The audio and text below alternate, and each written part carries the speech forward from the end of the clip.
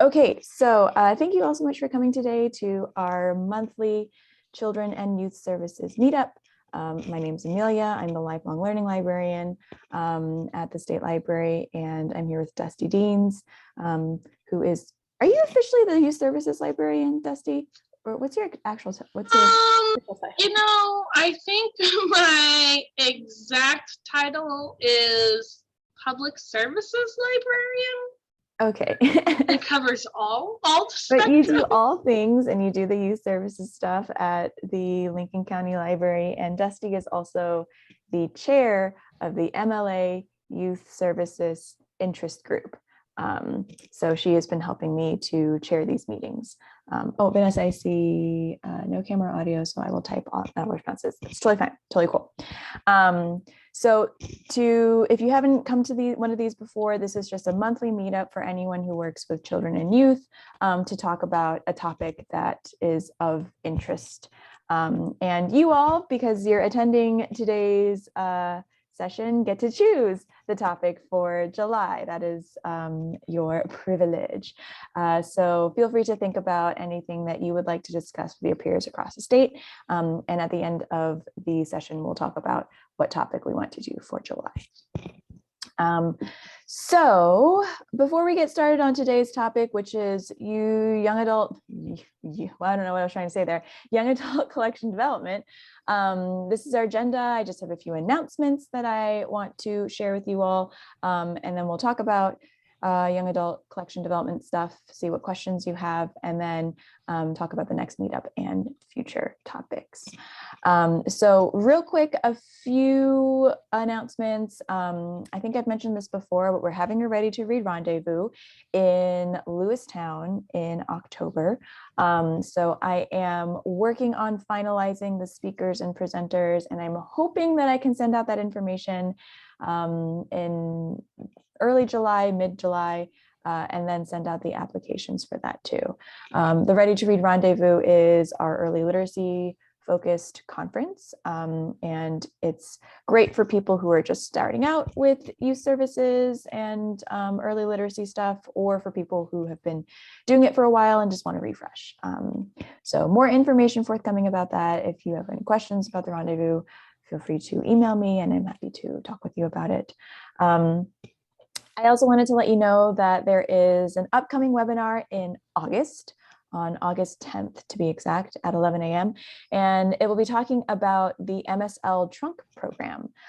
So we have accumulated a variety of trunk programs over the years, and there's been a variety of methods for lending those out and giving those to libraries. And so we did a bit of a revamp with the program.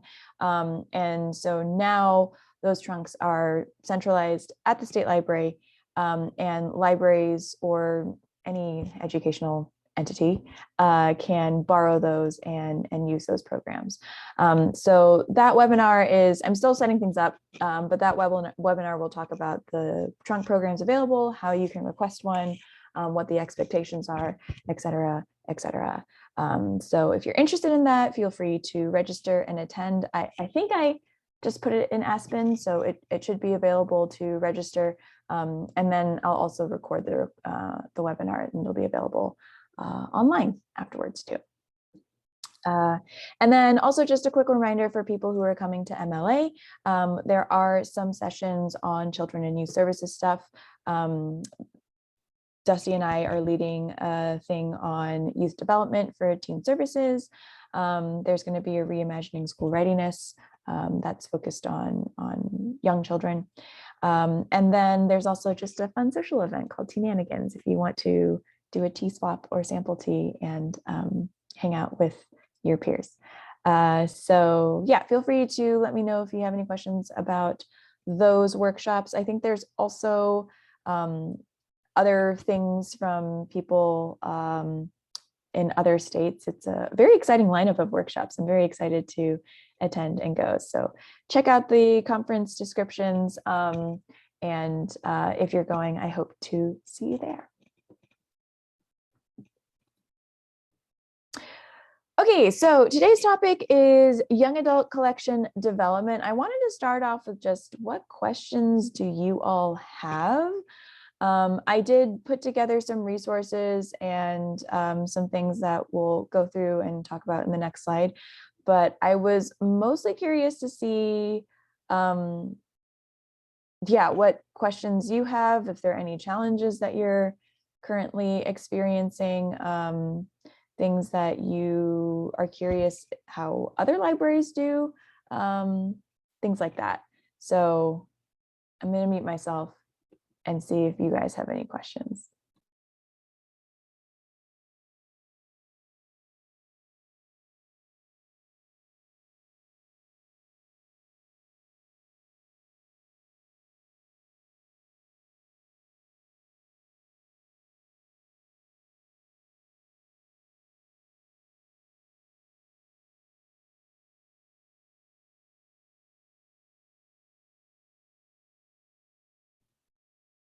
Vanessa asks, does anyone have a process for how to find books that represent viewpoints that are different from your own, and personal ones? And I'm guessing you mean represent viewpoints that are different from your own personal views. I mean, in general, so I actually don't have a ton of direct experience with collection development, but in general, I think this is where people really encourage having a collection development policy for kind of broadly determining the scope of topics and things that you're actively looking to collect in. Obviously, if people are requesting books, that's usually they're asking for a specific book, and so that's something that's pretty easy to research and see. I think, and I think it can be a little bit tricky when it's on perhaps more controversial topics. This is just an example that I've seen thrown around, but for example, if people are asking for books on like anti-vaccine information, and there was some discussion in libraries about like what to do about that, because of course, we want to fulfill requests from the community. And I think in that case, the discussion was such that I think they added something into their collection development policy saying, we support the freedom to read, we support people's desire for information, but there are certain things that, we want to follow established medical and scientific evidence on. And I think that was, and I know that's like very specific to this particular topic, but perhaps Vanessa, that's getting a little bit at maybe some of the struggle that you're having. For some things, it might have to be a larger staff conversation, and it might be, it's one of those things where it's like one question, but then it leads to a larger sort of more philosophical foundational discussion about collection development and the scope. For other things though, especially if it's something that you just don't really know much about, it's not that you agree or disagree, you're just like, oh, I don't really have too much context to decide if this is a good resource for this or a bad resource. I think sometimes finding an expert in that area to help recommend books to you or resources might be helpful. There are always a bunch of reviews online, and trying to find one from someone who has a background in that area maybe could be helpful. But yeah, Dusty, Rachel, I don't know if you guys have insight into that. And Vanessa, let me know if that wasn't actually what you were asking. I understand a little bit where she's coming from.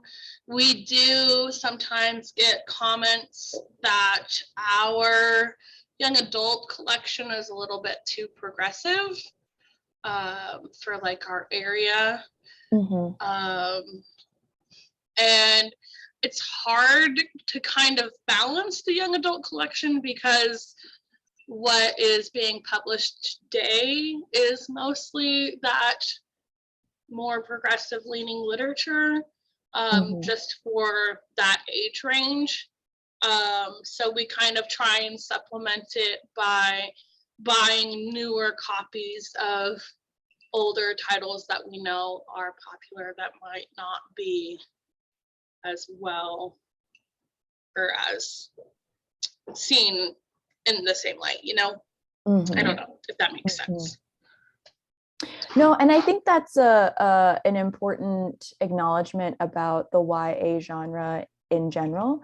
I do think I took a young adult collection development class back in grad school, and I hadn't read young adult literature in a long time. And so we had to read a bunch of books, and I enjoyed a lot of them, but I was like, oh wow, like these are a lot, I don't know, is grittier the right word for it than I remember books being when I was younger. But I mean, in my personal opinion, I was like, a lot of the things brought up in these books were things that me and my peers were all encountering in real life. So, I mean, for me, my view was that, encountering something in a book at first can maybe help a bit when you're encountering these situations in real life. But I know that not everybody feels that same way. But Dusty, I think your approach of like refreshing the older classic titles while also still acquiring new ones is a good way. And also reminding people that like you can always choose what you're reading, and you can always talk with your children about what they're reading. And if you think something is inappropriate, then that's your right as a parent to direct them in other ways. And there's plenty of other stuff for them to read. Let's see, Rachel says, we have a young adult in the library that leads an online book club, and I reached out to her to get a broader scope in what YA readers might be looking for, and she consistently compiles lists for us that we look over. That's amazing, Rachel. Oh my gosh, that's super cool. If only every library had a young adult like that. And Vanessa says, thanks, I can find lots of progressive book lists, but I'd like to find lists for more conservative ones. I can find specific books if someone requests it, but I'm wondering about how to find them ahead of time. Hopefully that made sense. Yeah, and I think I haven't heard about this in the context of young adult stuff, but I know that there are a lot of communities that actively collect in Christian fiction. I think there's a lot of communities that really enjoy those kinds of books. And I can only imagine that they've probably expanded into young adult stuff as well. So perhaps they have book lists there. And I imagine that, just in and of itself being Christian fiction, it's probably a little bit more conservative in certain things. So I have not done a deep delve into those sorts of book lists, so I don't have a great sense of what they're recommending, but that might be a good place to start and see. And Rachel says we actively collect in Christian fiction for our young readers. Yeah. One other thought that I had too was just like nonfiction, and reminding people that there's a ton of great nonfiction titles.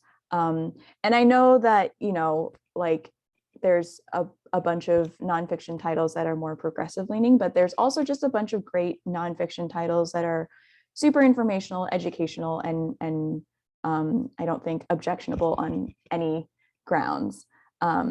So as someone who did not discover nonfiction until like 3 years ago, that's always a great reminder for people that nonfiction titles are really, really wonderful and a great way to learn about things, and can be another area of focus, because not everyone is into the young adult fiction.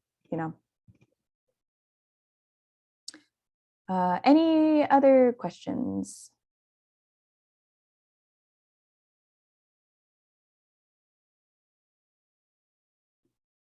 Rachel asks, do you find that more young adults go to the adult section for nonfiction? That's a good question.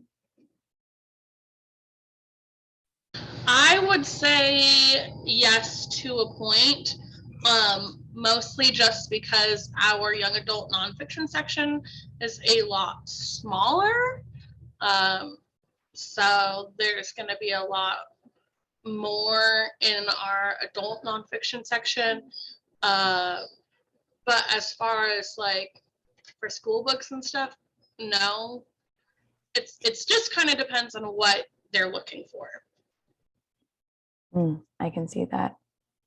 I also don't know, Dusty, I'm not sure if you have any insight on like what the nonfiction young adult book world is, or if any of you have a great sense, because I feel like all of the things that I hear about and all the books that I hear people talking about and the ones that they're excited about are young adult fiction. So, you know, even when just walking into the bookstore here in Helena, I don't see very many nonfiction books. Well, I think graphic novels sometimes, like they go the memoir route, or, you know, they talk about a historical event or something like that. But, you know, thinking about the big kind of general nonfiction things that I've read, I really like Mary Roach, where she kind of picks a topic and goes into a deep delve on that. I'm like, oh, I don't know if there's a young adult equivalent for that. Or maybe they would just check out Mary Roach. I mean, they probably have the skill set to read her. So yeah, that's a good question. And Rachel says, we are currently overhauling our young adult section, and we have been wondering this. So that's essentially how we ended up paring down our young adult nonfiction, was because it wasn't getting very much use. It was taking up a lot of space. And in reality, what they're looking for, they're going to find in the adult nonfiction as well.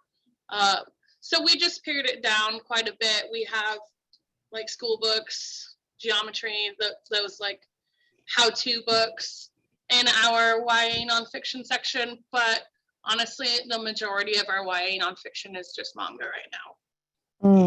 Okay. Yeah, so hopefully, Rachel, that answers some of your questions. And Austin, no worries. This is a very casual meeting, so you can drop in, drop out at any point in time. And Austin, right now, we're just kind of asking to see what questions people have about young adult collection development in general. Any other questions, comments, concerns?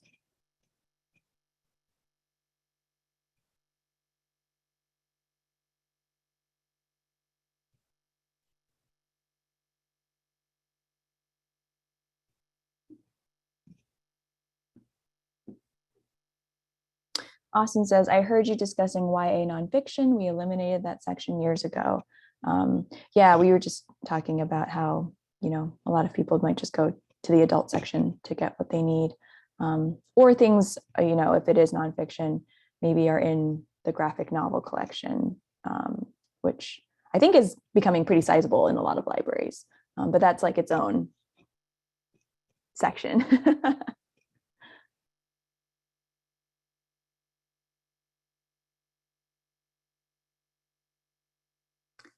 Any other questions?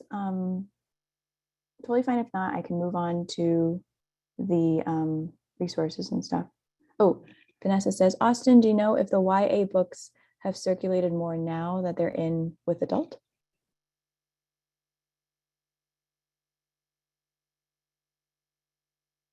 Hi, Vanessa. Honestly, I'm not sure. I think when we did it, we got rid of the books completely. They hadn't gone out, and so many of them were outdated material. So if we were to replace them, they would have gone straight into either juvenile nonfiction or, and I don't know what was replaced. Yeah, and Austin, was that also before you were, if you say years ago, I was like, maybe that's before Austin too. Yeah, it was when I was here, just not when I was director. Oh, okay. Okay, cool. Yeah.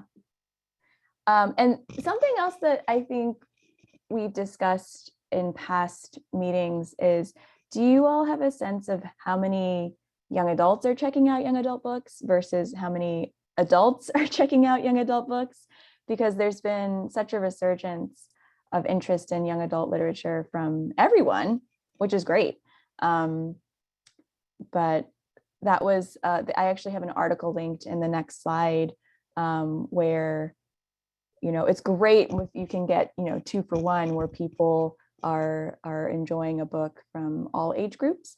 But there was concern that some libraries might be thinking a bit too much about the growing adult population and picking books based on their tastes as opposed to keeping things focused on teens. So curious if you've seen those dynamics at play in your communities.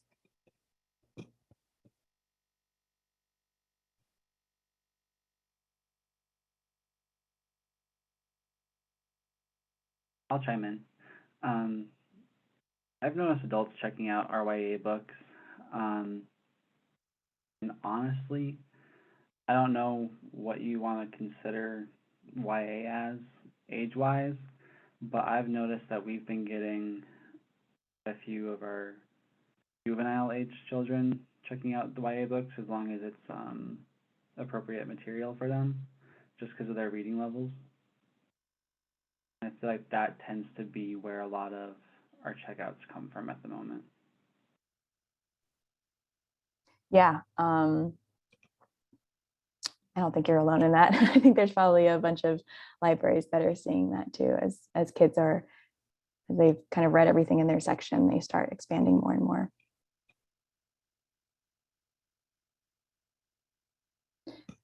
Any other last questions? I'll wait for like 10 seconds and then I can move on to some of the resources that I have linked.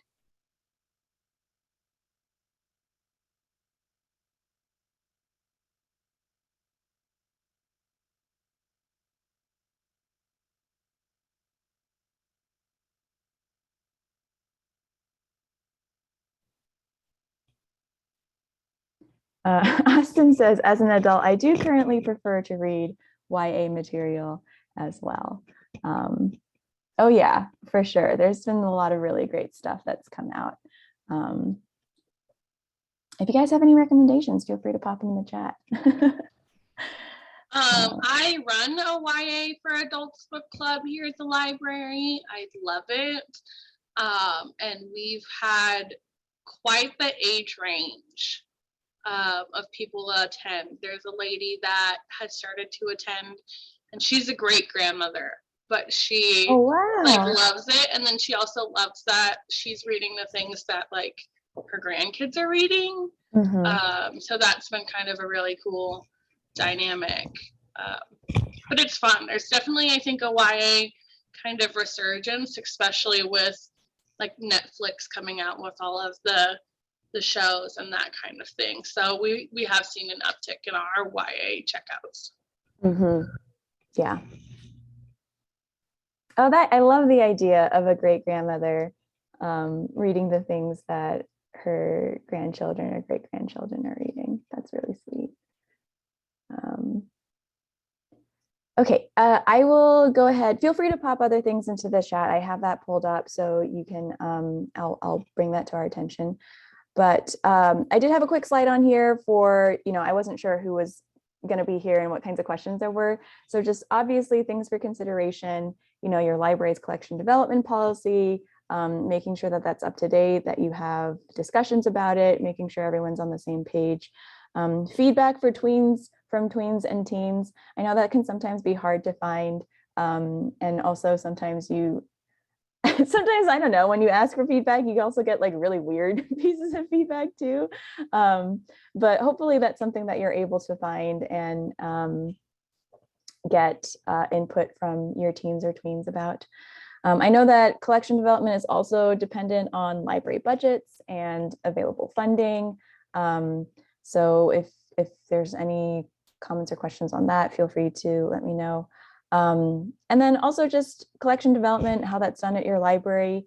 How does YA collection fit into that workflow? Is that something that's done separately? Is it all kind of centralized through one person? Things are so different from library to library and so dependent on staff, like how many people are available, what your budget is, how much time you have available to dedicate to this. So, these were all things that I was just kind of brainstorming and thinking about. So if you guys have any questions on this, feel free to put those in the chat. I will just go ahead and move on to the resources that I have. But hopefully these are all things that you guys don't have too many concerns about.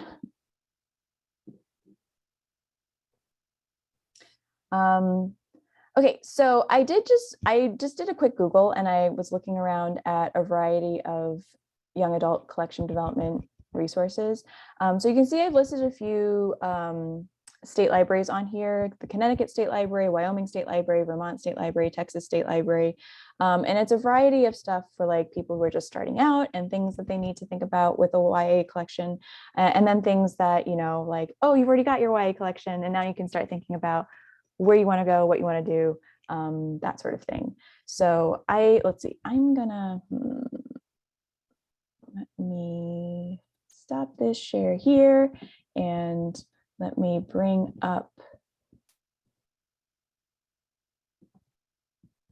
this so that I can actually show you what some of these things look like. So this is the Connecticut State Library, their children and youth young adult services section. In general, whenever I have questions about children and youth services stuff, I just Google other state libraries to see what they have. So I would recommend that being a great first step for anything that you're curious about, because there's so much great information shared across all of the state libraries.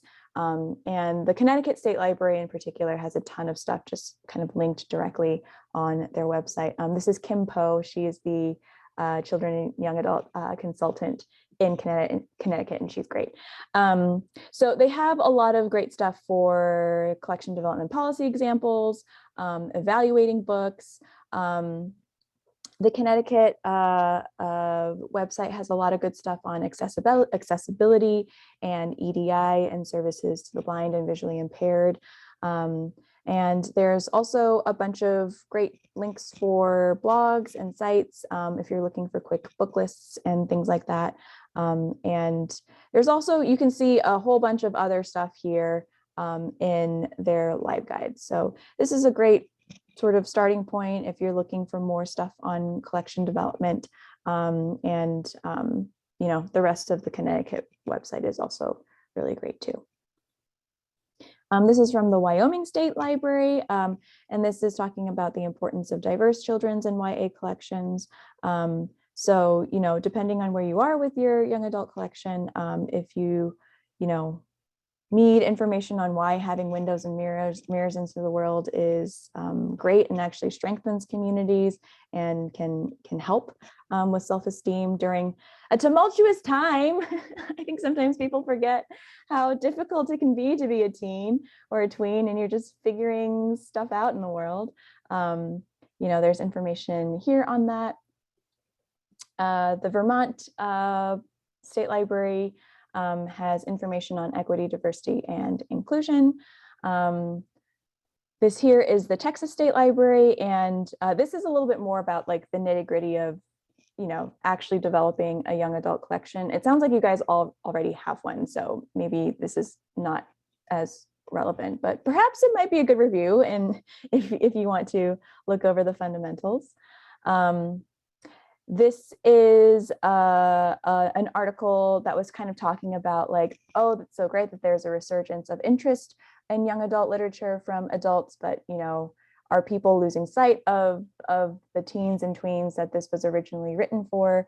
And there's actually a lot of really great discussion in the comments.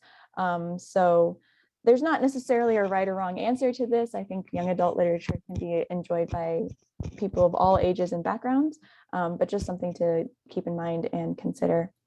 And then this was a great article from the School Library Journal about the young adult publishing world. So what's being published, kind of trends in that, and just talking about the general pool that you all have to choose from. So some interesting trends in there and some interesting things that people were noticing. This article is a little bit older. It's from 2018. I didn't see if they had something more recent, but I'm sure some of the trends that were mentioned here are still in existence today.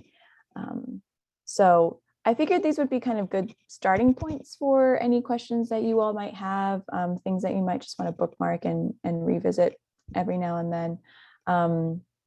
But yeah, if you all have any resources that you'd like to share, feel free to let me know as well too.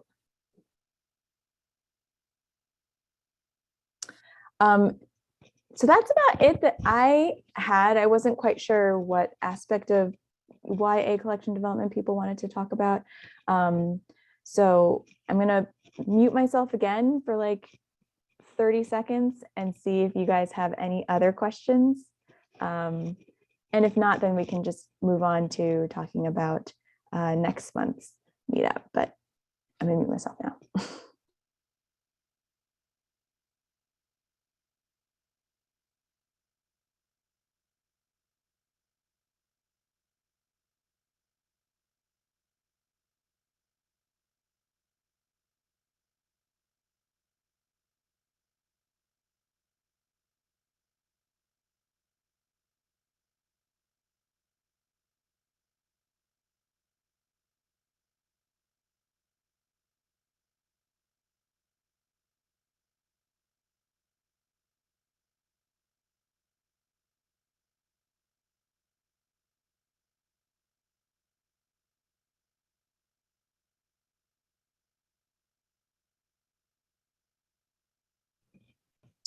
Vanessa has a question. Where do you all purchase your manga from? Ingram is who we use, but I've noticed a lot of the titles get canceled. And I have no insight to provide on this because I do not do any direct purchasing, but hopefully other people can chime in.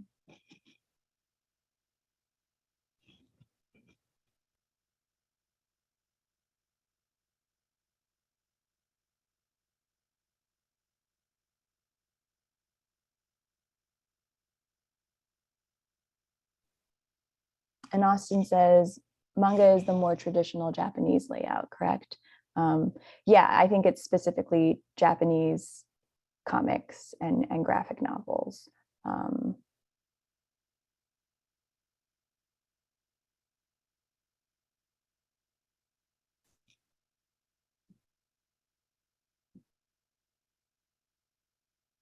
Vanessa, when you say a lot of titles get canceled, does that mean like, you know, you've purchased a few in the series and then you go back to purchase the next one and it's just gone? Or maybe you mean something else. Austin says, I recently purchased a few Pokemon ones from Baker and Taylor, but I was strictly looking for Pokemon.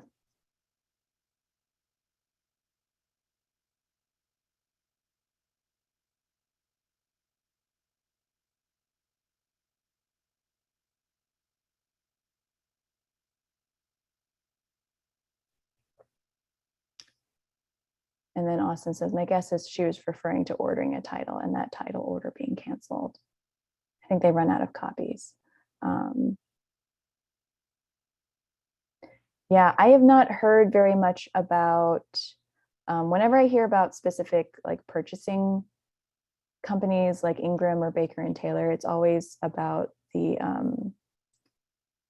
services that are provided. I think some of them will like cover the book for you, or they provide a little bit of cataloging. So, and I think the only other thing I know is that Baker and Taylor, I think, has cats on their bags. So also not super helpful. But yeah, we purchase directly just from Baker and Taylor. We do that because we buy our books pre-wrapped, and they do that for just a small fee. But so I don't know. I wouldn't know if there's like a specific place just for manga. Dusty, have you had issues with things being canceled? Or, oh, I think she's the patron.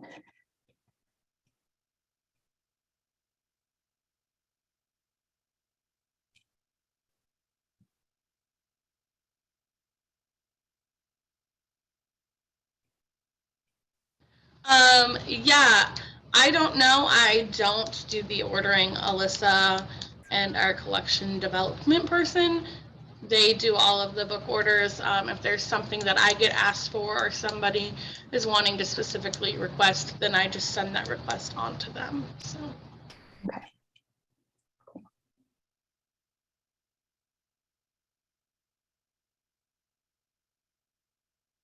And Vanessa, maybe this is something that I might put into, I don't know if you guys have seen the Moodle sharing space in the State Library Moodle, but this might be a great kind of question to see where people are purchasing manga from, and if they've also had this issue. I can't imagine you're the only one who's experiencing this.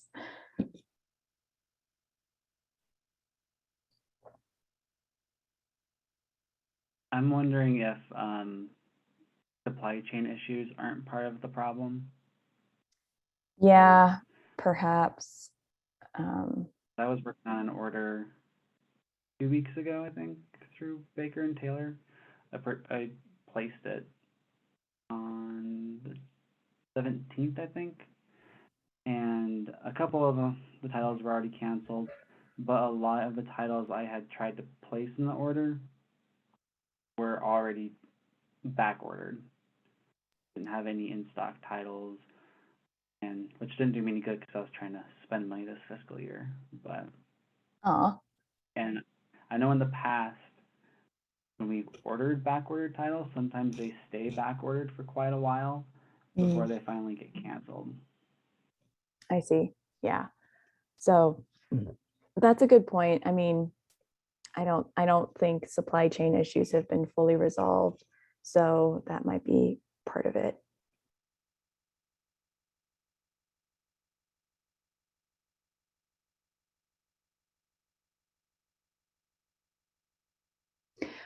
Any interesting trends that you guys have noticed in what's being checked out at your library by teens and tweens? I thought this was super interesting. Apparently there's been a resurgence of Twilight on TikTok. So now Really? Twilight is being heavily requested at our library, which is really funny to me. Wow. I think that was a thing when I was in high school, which at this point is a long time ago.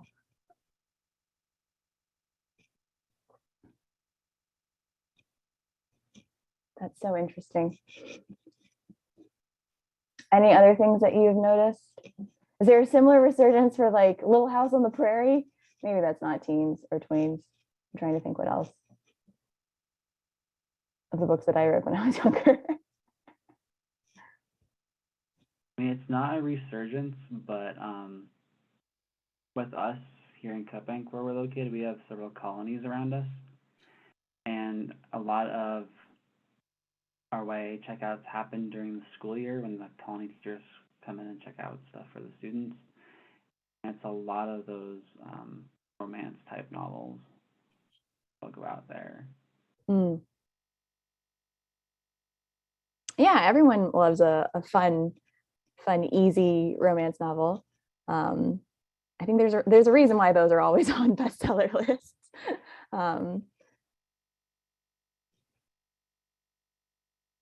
And I think there's been a growing number of I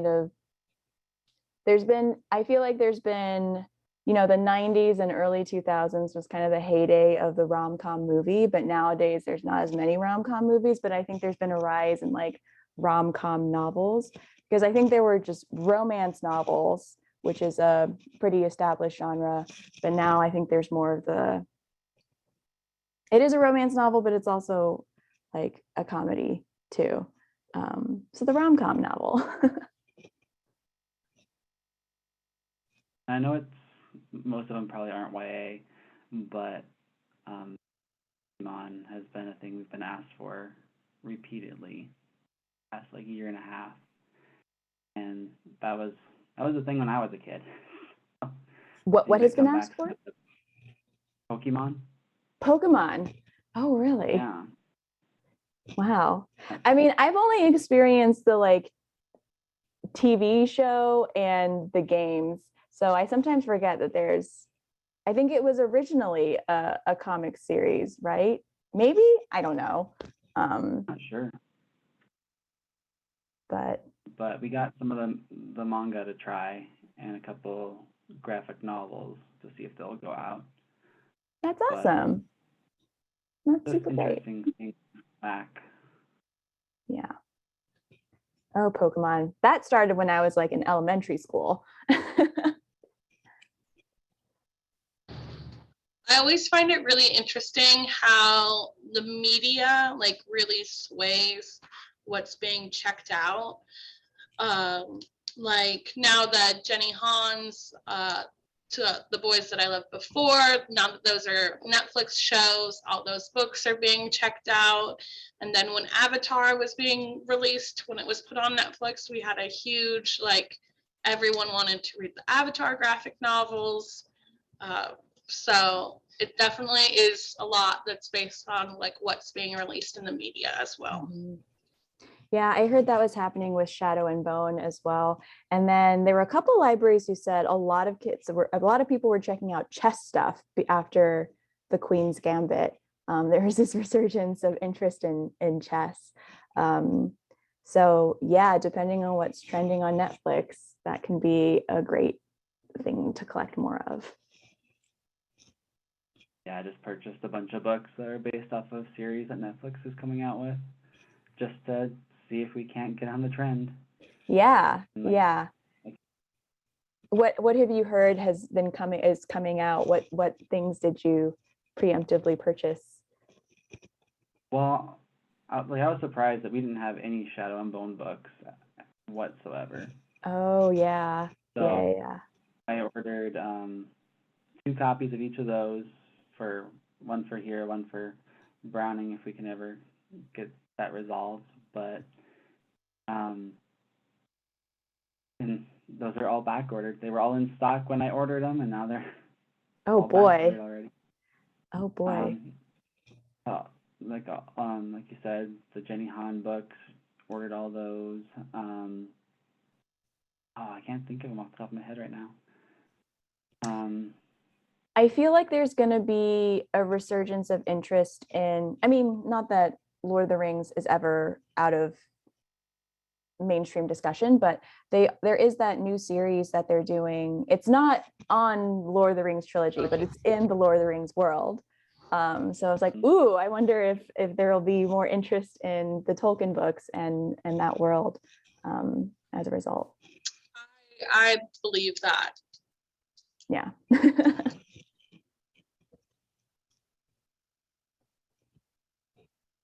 Any other sort of trending things or things that you can think of that might be good to prepare ahead of time? There is a new Persuasion movie coming out, which is Jane Austen, which I am a little upset about. That can be a separate discussion, but I think based off of the success of like Bridgerton and other kind of Regency period dramas that are in that sort of soapy category of stuff, I wouldn't be surprised if they would try and put that treatment on Jane Austen things, or the Bronte sisters. Although maybe the Bronte sisters are a little bit too goth for for that kind of treatment. So there might be more interest in those books.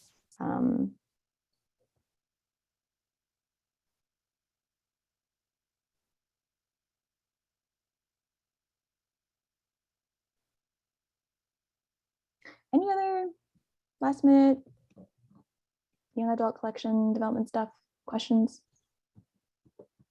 I guess I have one. It's not really, I guess it kind of can tie in with YA. Do a lot of you purchase newer material based off the summer reading themes? each year.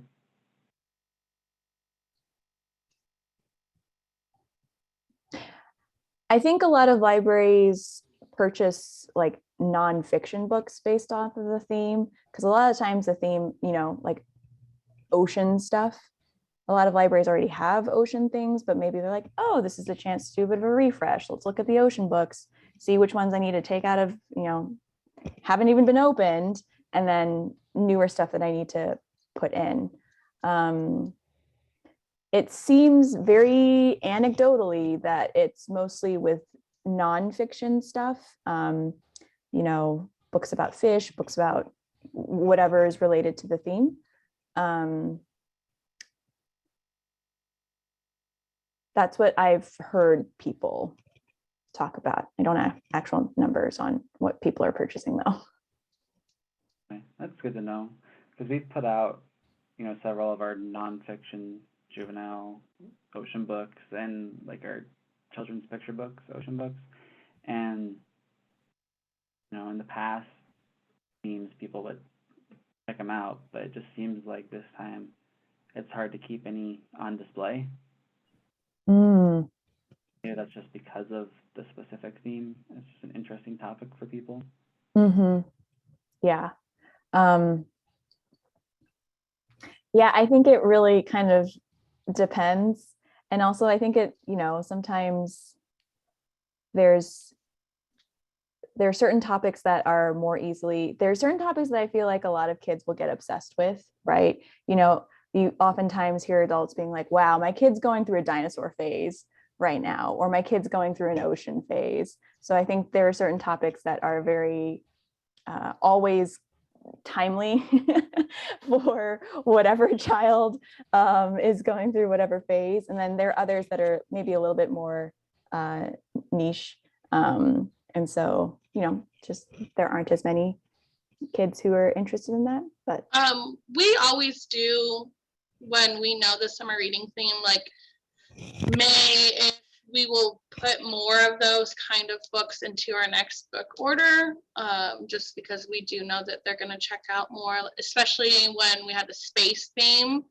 That was a big checkout for us. The ocean theme this year has been as well. And we'll just purchase more in general of that theme, just because we know that they are going to be checking out. This year, though, I mean, it's just kind of crazy with summer reading for us. We've been really popular. Like we don't have any new books at all. Doesn't matter if they're ocean theme or not. Like they're just not staying on the shelf. Yay. Which isn't a bad thing. Good problem to have. Yes. Vanessa says, I haven't bought any specifically based on summer reading. I put up an ocean adventure fiction display for YA and it completely fizzled. None were taken off the table for 3 weeks. So yeah, I don't know. It's kind of community dependent too, I guess. That was our poetry display in April. And then sometimes you can put up the same exact display later on and then all the books go away. So who knows? I did find it funny. I had a kid ask me when we were going to have a dinosaur summer reading theme. And I was like, I don't know. I don't actually pick these. I would love to have a dinosaur one just for you because I know that you'd love it. But I don't know when we'll have dinosaurs. You'll probably be like 15 and not care about summer reading anymore. You can always suggest summer reading themes and those can be submitted, and then those are eventually, you know, those trickle down and become the next theme. So keep Dinosaur Kid in mind when we're asking for theme ideas in the future.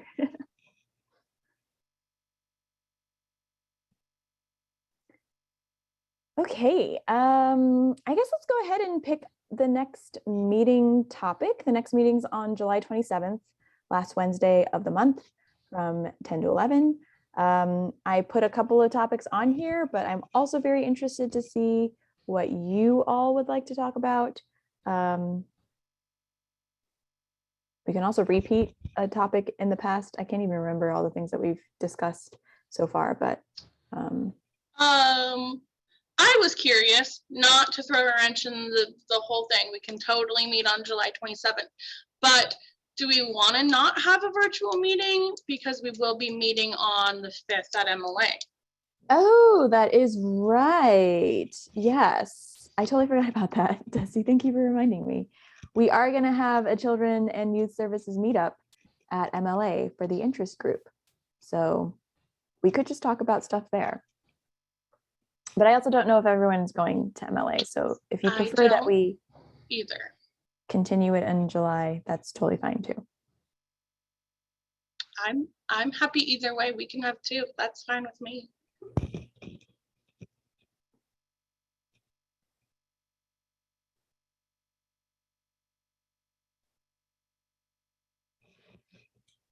Austin, Rachel, Vanessa, any thoughts? I don't think I'll be at MLA, but we could also take a month off for you ladies as well if needed. What time is the session at MLA? I think it was on Friday at like 5, maybe. I think it's 4 to 5. I think it's the last session of the day on Friday. Yeah, I think that's when all the interest group meetings are happening.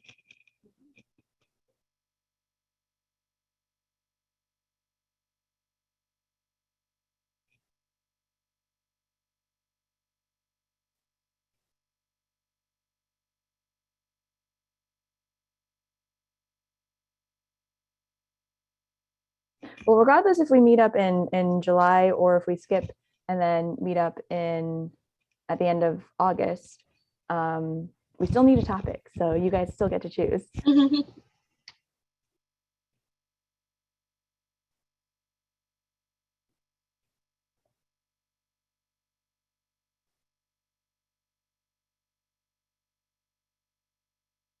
I don't think I'll be at MLA. So maybe let's just go ahead and keep the July date because I think there's going to be other people who won't be at MLA. So yeah. Topic ideas. In the past, we've talked about partnerships, we've talked about family engagement, we've talked about story time. I can't remember everything else.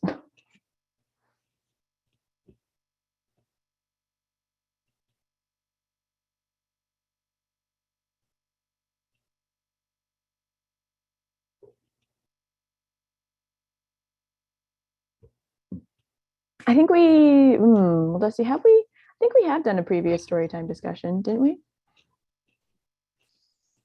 You know, I honestly can't even remember. We haven't had one on teen advisory groups, I don't believe. Yeah, for sure we haven't done that one.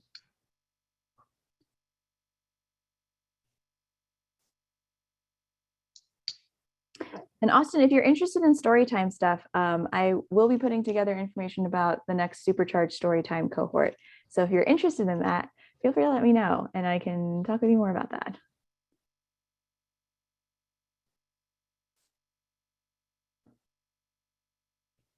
Teen advisory groups would be a good one. Okay, so maybe let's do that, if that sounds okay, for July 27th, the teen advisory group and teen volunteers. So if that sounds okay to us all, we will, boom, decide that as the July meetup. And that will be posted in Aspen. So then you can just register for that. And I'll try to send a reminder next time, unlike this time. So let me go ahead and stop the recording.